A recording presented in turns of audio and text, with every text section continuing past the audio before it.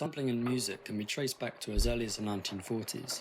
The recording of a train you're hearing is one of the first developments of what French composer Pierre Schaeffer called musique concrète, a type of music composition that utilised recorded sounds and modified them through audio effects and tape manipulation. Schaeffer's approach turned conventional music theory on its head, introducing what we know now today as sampling. I heard music theory was like the hardest subject in college. I don't have it this year, but like next year, if I have it, I'm not doing that shit. I'm not doing that shit at all. A bridge from those familiar old sounds to the new by interpolating, speeding up, slowing down, looping, or otherwise manipulating a hook, vocal line, or drum break into something unique. Okay. And one track that's been sampled time and time again, one that's littered with hip-hop quotables and memorable lines. Damn, his head's moving back and forth. Is Slick Rick and Dougie Fresh's iconic La-Di-Da-Di. That coke was good back then.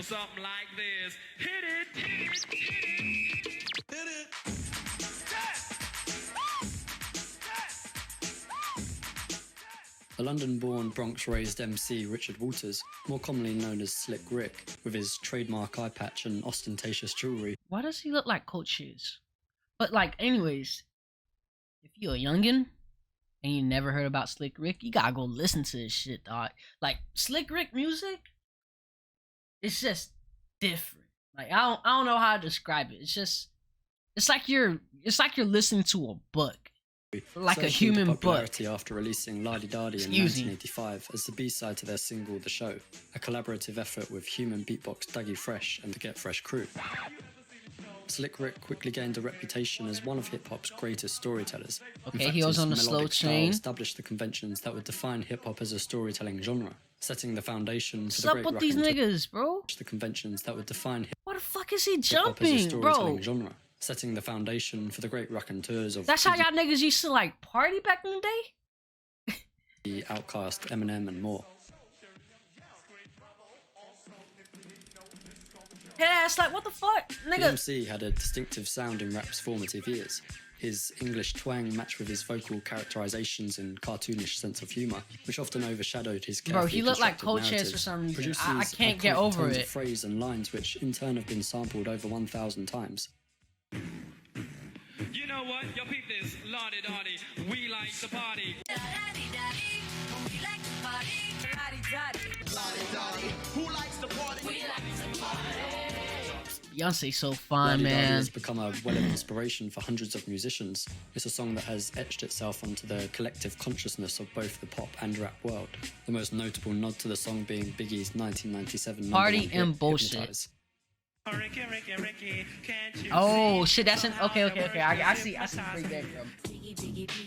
Can't you see? Sometimes your words just hypnotize me, and I just love your what makes the record unusual is how many different lines from the 5-minute track have weaved their way into new music. Can't you see? Often we see songs being sampled for a single element, a drum break or one catchy line. La-Di-Da-Di, however, has countless sound bites and samples, and the reason for this is that there's no real beat or instruments, nor does it have a strict tempo. It's really just a beatbox with rap over it, and this stripped down simplicity makes it ideal for repurposing.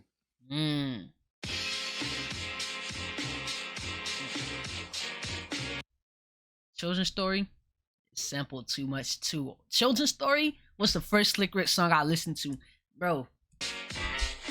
Signing to Def Jam a year after. And they got that little Def Jam MF Doom sample right there. Oh my god. The release of La-Di-Da-Di, the MC began working on his debut album, The Great Adventures of Slick Rick, a project which ended up becoming one of the most influential rap albums of the Golden Age.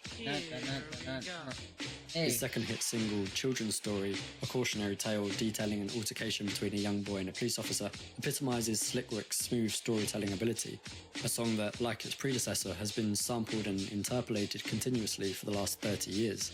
It can be heard in songs from Big Daddy Kane, A Tribe Called Quest, Missy Elliott, and most notably Montel Jordan's This Is How We Do It.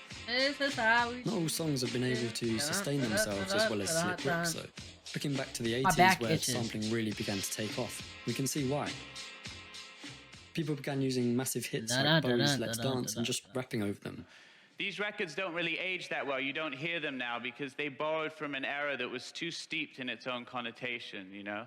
You can't just sort of hijack nostalgia wholesale. There has to be, it leaves the listener feeling sick. Who is this white nigga telling us about hip hop?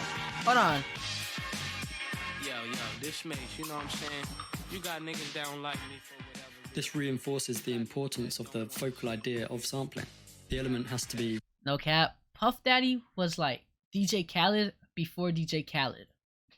What the fuck did he do on songs? I know he rapped a little, but what the fuck did he do after that? Nigga, all he like what? That nigga was just DJ Khaled before DJ Khaled, dog. repurposed into something fresh, something new. Both La Di Da Di and Children's Story work so well for sampling because they have so many extractable lines.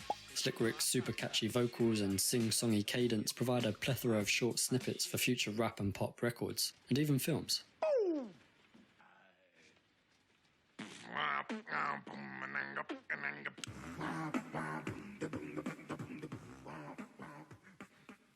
In hip-hop, there's generally the utmost reverence for those that came before. Sampling remains the foundation of the genre. Mark Ronson said it perfectly. He described hip-hop as being built on the creation of a kind of sonic bed, an assembly of work that is interweaved and manipulated and added to. Mostly lending from soul, funk and disco tracks, hip-hop and R&B now accounts for 64% of all uses of sampling in the music industry. It's clear that the appropriation Hip-hop, okay. Okay. R&B, pop rock. Y'all niggas still listen to pop rock? Reggae. Y'all niggas listen to dance music? Y'all niggas listen to TV music? has fueled the progression of music, especially in hip-hop. Artists borrow from one another as part of a wider patchwork, drawing on past ideas and conventions and turning them into something new. When I'm Look at it this way, although it costs them a lot of money, what would A Tribe Called Quest's breakthrough hit Can I Kick It be without Lou Reed's signature Walk on the Wild Side bassline? Or what would Biggie's Hypnotize be without Slick Rick's hook? Ultimately, it depends on the way it's interpolated. For Biggie, he turned that iconic hook and made it his own. Since sampling began, there's been an endless debate about its validity. However, the discussions of originality in music frequently miss the point. The right sample can sound good over almost... Man,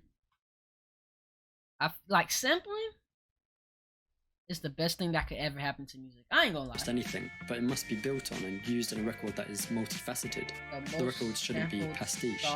And one more thing, if you're going to sample someone else's work, just make sure you acquire the legal permission before you use it, or else you may be greeted Tell that to drill rappers. quite an unpleasant fee. Tell that to drill rappers.